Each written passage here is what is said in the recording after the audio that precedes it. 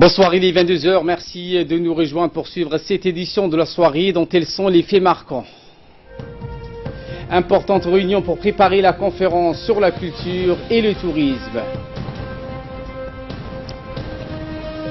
Également dans l'actualité de ce 22 h, consultation nationale sur la libre circulation dans la région de l'Igad à Tajoura, la ville blanche. Et dans l'actualité internationale en Syrie, l'OIAC attendu sur le sud de Douma pour enquêter sur un éventuel gaz chimique. C'était le sommaire, bienvenue à tous. Cet après-midi a eu lieu dans l'enceinte de l'Assemblée nationale une entrevue du président de l'Assemblée nationale, Mohamed Ali Hammad, avec une délégation du Conseil européen du tourisme et de la culture conduite par le directeur et professeur du Conseil européen du tourisme et la culture, monsieur Anton Karaguea. Lors de cet entretien, les deux parties ont évoqué les relations et la coopération qui prévaut depuis ces décennies entre la République de Djibouti d'une part et l'Union européenne d'autre part.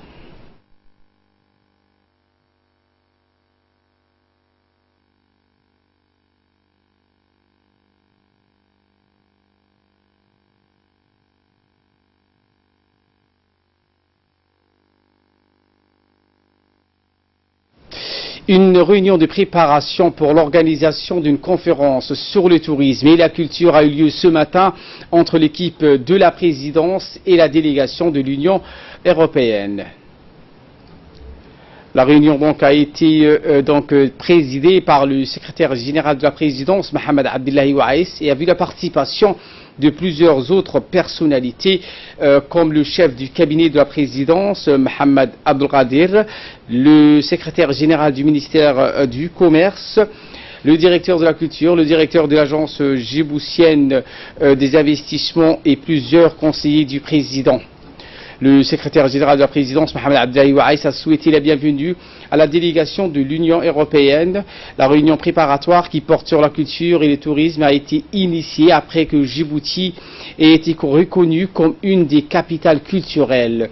C'est un point stratégique depuis plusieurs millénaires, comme l'a expliqué le chef de la délégation de l'Union européenne, Arthur Rimbaud, l'a mentionné également dans plusieurs de ses œuvres, le pharaon de l'Égypte, qui venait donc chercher de l'encens au pays de Punt.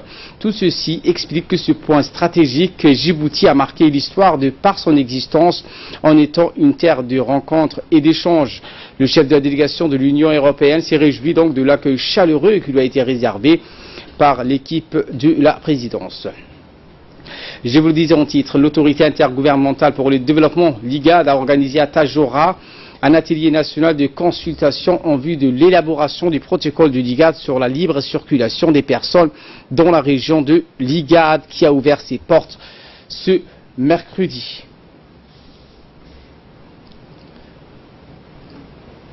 Cet atelier de 3 jours vise à obtenir des contributions des parties prenantes nationales et des experts sur les avantages et les obstacles à la libre circulation des personnes, formuler des recommandations nationales sur les dispositions du protocole et élaborer ainsi une feuille de route pour la négociation et l'adoption du protocole sur la libre circulation des personnes dans la région de l'IGAD.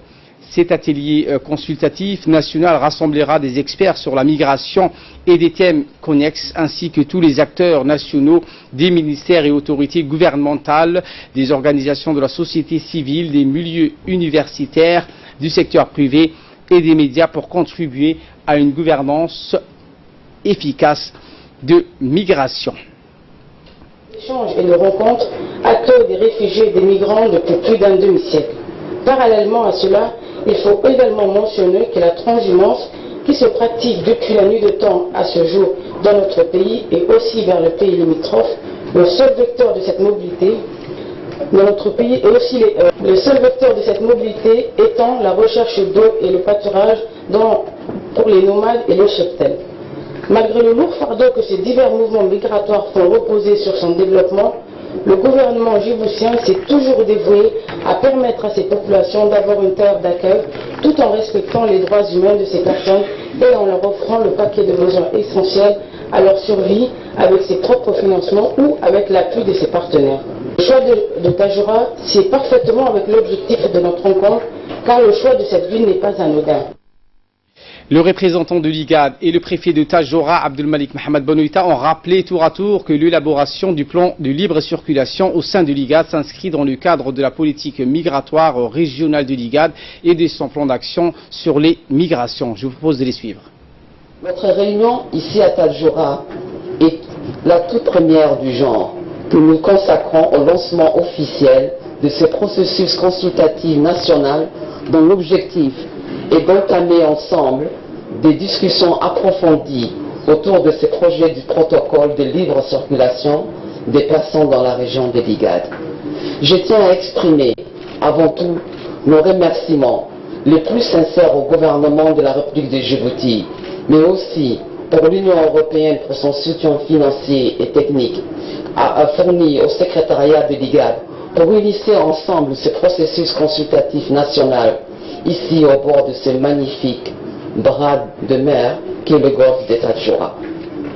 Permettez-moi de vous informer au passage que des consultations nationales similaires ont été menées avec succès dans les autres États membres de l'IGAD, à savoir l'Ouganda, le Sud-Soudan, le Soudan, la Somalie, le Kenya et aujourd'hui la République de Djibouti. Je suis heureuse d'accueillir un tel événement parce que cela revêt une importance capitale dans la politique du gouvernement de Djibouti. Revêt une importance capitale pour cette consultation sur ce protocole national d'intégration. Donc je vais juste vous dire bienvenue à Tadjoura. Le représentant de l'Union européenne à Djibouti ainsi que le représentant du HCR ont également rappelé que l'impact de la migration et de la libre circulation des personnes sur la création de revenus et à la réduction de la pauvreté est bien établi et que la migration est l'un des moyens complémentaires de réduire la pauvreté en milieu rural. Ce n'est pas à Djibouti où le trajet des migrants à la République de Djibouti commence normalement. Alors il essaie de passer par d'autres régions, Tadjoura, le nord de Djibouti, les régions frontalières bien sûr sont les plus affectées. Mais il faut dire que la libre circulation de personnes, c'est vraiment un défi, mais aussi c'est l'espoir, c'est le potentiel à explorer. Cette consultation nationale n'a pas été du Golfe et de l'Occident. Aujourd'hui, les experts nationaux ici présents, avec le concours du secrétariat et de leurs partenaires concernés, dont l'Union européenne, l'OIM et le HCR, vont entamer des concertations en vue d'enrichir le projet du protocole de l'IGAD sur la libre circulation et de contribuer au processus de sa finalisation. Clôturons la série des interventions. Le ministre de l'Intérieur, Hassan Omar Mohamed, a indiqué que la transhumance désigne la migration périodique des populations pastorales et leur bétail qui quittent leur pâturage habituel à la recherche d'eau et de pâturage. Historiquement, l'élevage transhumant a adopté une mobilité saisonnière comme mécanisme d'adaptation à la variabilité du climat, a-t-il martelé. Je vous propose de le suivre.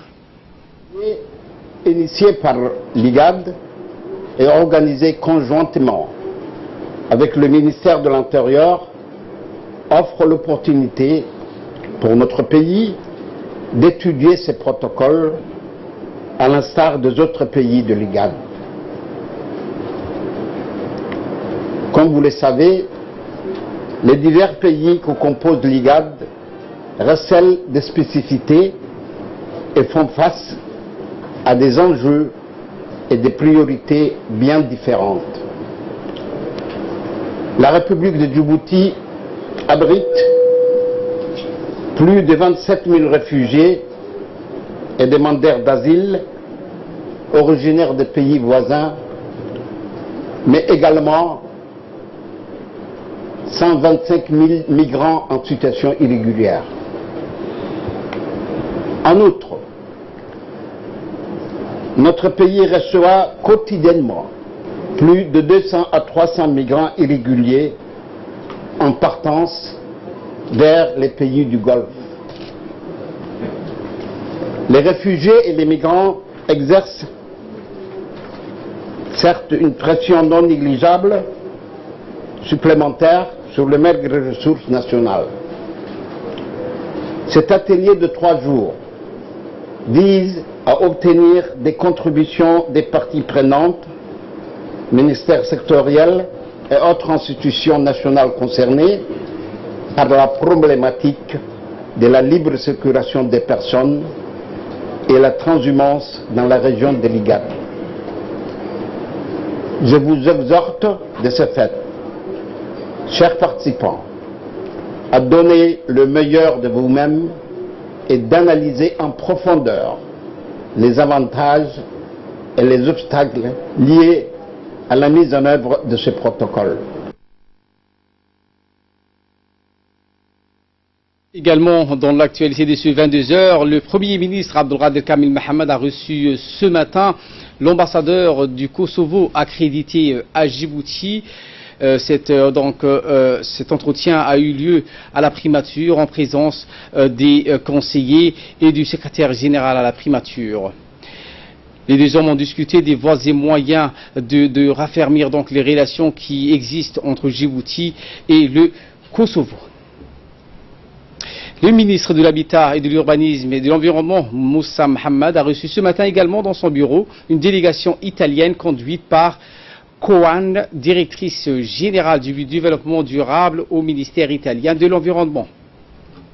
Était présent à cette réunion Dina Abdallah, secrétaire général du ministère, Hussein Rilash, directeur de l'environnement et du développement durable, et Idriss Ismail Nour, sous-directeur de la pollution et l'évaluation environnementale. Le ministre a remercié la délégation italienne pour son appui à la mise en œuvre des projets relatifs au changement climatique. L'objectif de cette visite de la délégation italienne est donc de mettre en œuvre 2 projets financés par la coopération italienne. Ce bâtiment, donc un bâtiment qui servira de pépinière aux entreprises djiboutiennes. Les projets comportent aussi le volet formation et transfert des technologies. Enfin, les 2 parties ont convenu de renforcer la coopération bilatérale en vue de faciliter la mise en œuvre de ces projets.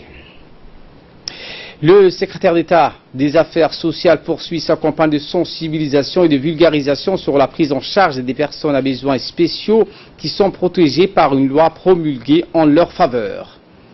Une séance de sensibilisation a eu lieu donc aujourd'hui dans les locaux de l'association Bender Jadid. La loi en faveur des personnes à besoins spécifiques a été adoptée par l'Assemblée nationale et promulguée par le chef de l'État. Elle vise à protéger et assurer la pleine jouissance de tous les droits des personnes handicapées et l'on doit intégrer dans la société. Cette loi est composée d'une 40aine d'articles. La loi relative aux personnes à besoins spécifiques a vu le jour le 8 février dernier. Elle assure à ces derniers une meilleure protection sociale dans le but de mieux les inclure dans la société. Elle permettra ainsi de consolider la solidarité, fondement de notre nation, et créer un environnement juridique et social favorable pour les handicapés.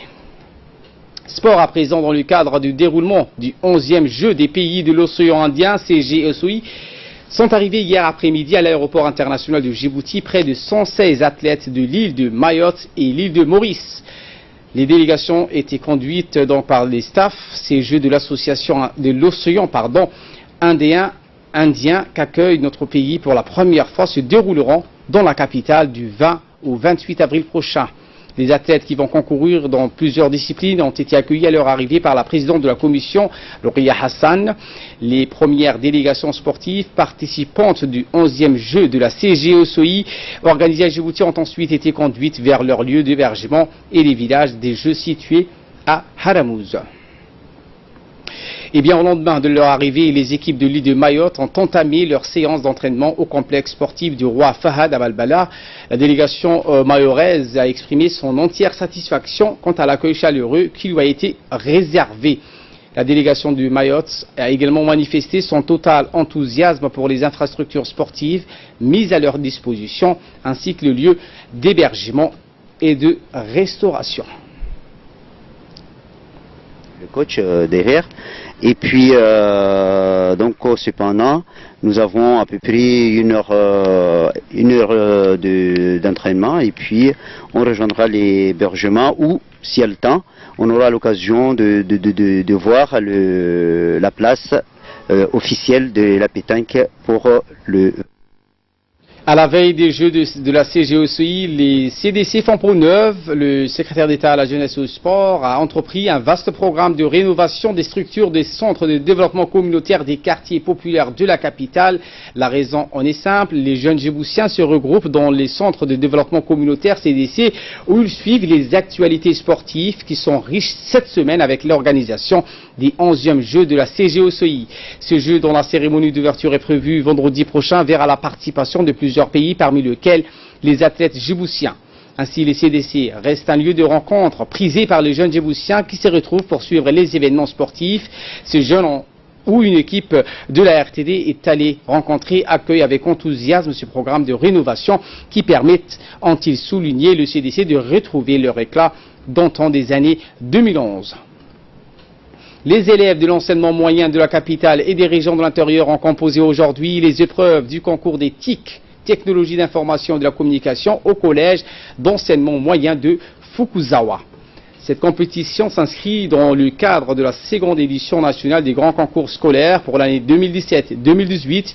De nombreux enseignants, chefs d'établissement et inspecteurs de l'enseignement moyen et secondaire ont assisté à cet événement. À noter que ce concours de TIC a mis en opposition les élèves sélectionnés dans les différents établissements de la capitale et des régions. Les candidats ont composé des épreuves comme le traitement de texte sur le logiciel Word, le dessin de tableaux sur Excel, la conduite de recherche sur Internet pour trouver des adresses électroniques et envoyer des documents par courriel. Cette compétition vise également à développer les compétences en TIC chez les jeunes collégiens et susciter un plus grand intérêt pour les enseignements avec l'informatique et plus généralement le numérique.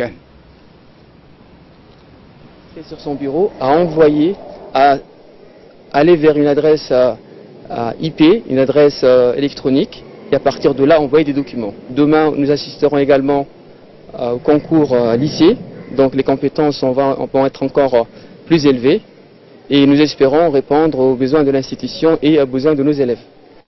La Direction nationale des sapeurs-pompiers de Djibouti a abrité ce matin une réunion de prévention contre les incendies ravageurs.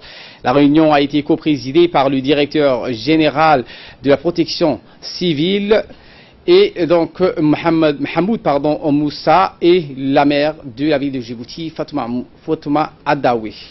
L'objectif de la réunion était donc de mettre en place des mesures concrètes afin de barrer à toute forme de catastrophe en cette période de forte chaleur. Rappelons que l'année dernière, au moins 30 incendies se sont déclarés sur le territoire.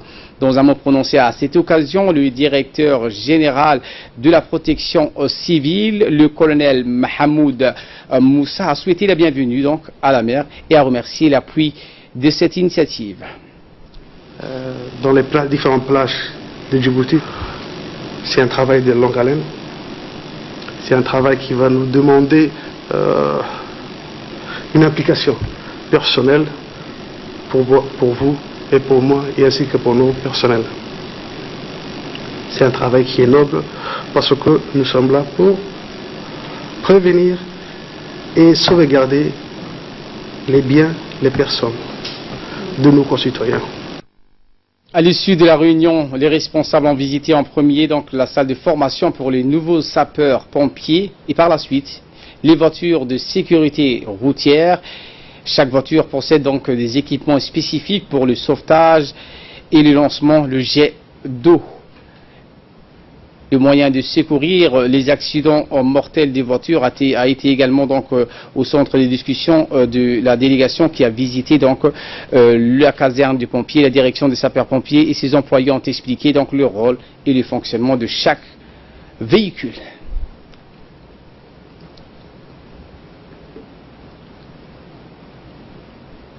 Fait divers pour clore l'actualité nationale dans le cadre de la lutte contre l'immigration clandestine. Les gendarmes du groupement mobile stationné au poste du lac Assal ont une nouvelle fois mené dans la nuit d'hier à aujourd'hui une opération de ratissage dans le secteur de Assarakit, situé à l'est de la plage de Goubet.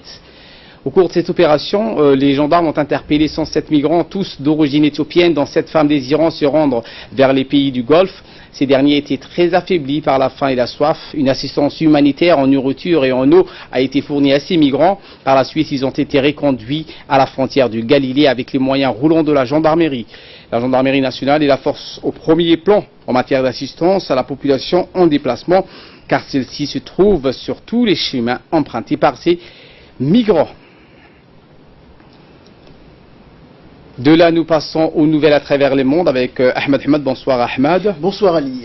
Eh bien, le gouvernement kényan lancera incessamment un projet de construction de 30 000 logements afin de remédier à la pénurie de logements à Nairobi, la capitale. En effet Ali, cette nouvelle initiative s'inscrit dans le cadre du programme de développement défini par le chef d'État kényan Uhuru Kenyatta.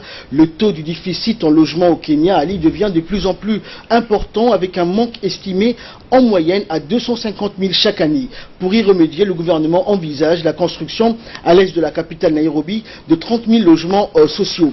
L'équipe en charge du rajeunissement de la ville de Nairobi, Ali, a prévu donc de lancer le projet dans un délai de 6 mois. Et selon les dernières estimations du gouvernement, le déficit cumulé est estimé donc à plus de 2 millions de logements pour un rythme actuel de construction de logements de moins de 50 000, Ali. En Syrie, cette fois, les enquêteurs de l'OIAC devraient commencer leur travail dans la ville de Douma aujourd'hui, selon les autorités russes et syriennes. Et oui, la ville du nord de Damas a été donc la cible à l'île il y a plus de 10 jours d'une attaque chimique supposée. Selon les autorités russes et syriennes, le travail des enquêteurs de l'Organisation internationale pour l'interdiction des armes chimiques devrait commencer donc aujourd'hui sur le site de Douma. C'est dans cette ville, Ali, au nord de Damas, que plus de 40 personnes auraient péri sous l'effet de gaz toxiques le 7 avril dernier. La Russie et la Syrie avaient expliqué ce délai pour des problèmes de sécurité notamment, et le porte-parole du Kremlin, Dimitri Peskov, avait nié toute mauvaise volonté, jugeant sans fondement, les informations faisant état d'une entrave au travail des experts. Eh bien, le président turc Recep Tayyip Erdogan s'est entretenu aujourd'hui avec son allié ultranationaliste Devlet Bahçeli de la possibilité d'organiser Ahmed des élections présidentielles et législatives anticipées. Les deux hommes, Ali, donc, se sont entretenus pendant une demi-heure en début d'après-midi au palais présidentiel à Ankara. Et M. Bahçeli, chef du parti d'action nationale et vieux routier de la politique turque, a secoué donc le pays hier en appelant à des élections le 26 août, soit plus d'un an avant la date prévue du 3 novembre 2019. Ce politicien de 70 ans, autrefois très critique de M. Erdogan, s'est imposé depuis plus d'un an comme l'un des principaux alliés du président turc, avec lequel il a d'ailleurs conclu un accord électoral en vue des prochains scrutins. Merci Ahmed Hamad pour ces explications et merci à vous de nous avoir suivis. Très bonne suite de programme sur Télé Djibouti.